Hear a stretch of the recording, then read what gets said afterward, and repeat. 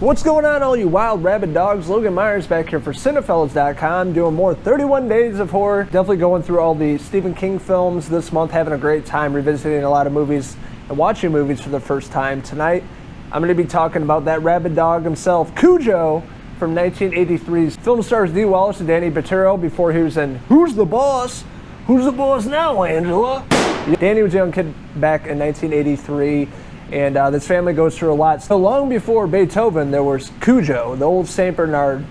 He basically, the setup of the film, he gets into some trouble, gets his nose into some things that he shouldn't have, and he basically gets bit by a bat, and now he has rabies. He's a rabid dog, and he goes on a killing spree, and that's pretty much the setup of the film.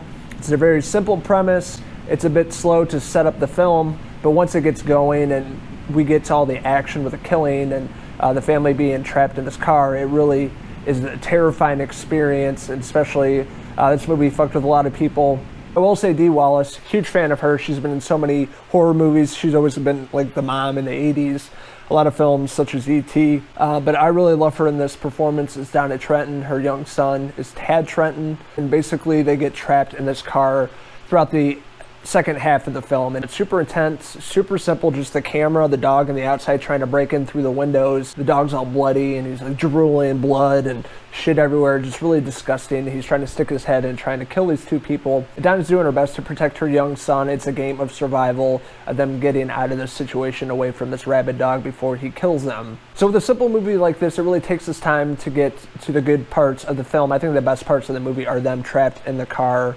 It definitely has that claustrophobic feel to it, and it makes you feel like you're in the car with them. It's really intense, and you're hoping that this mother and young son will get out of this situation and survive. But I don't want to spoil too much if you guys haven't seen this classic movie, but it's a movie you should definitely check out, especially if you have a fear of dogs. I love the Stephen King adaptation. I thought the director did a really great job of adapting, and directing this movie. I think the overall tone, the pacing was pretty good. It's a little slow at the beginning, but it gets better through the second half, second and third act.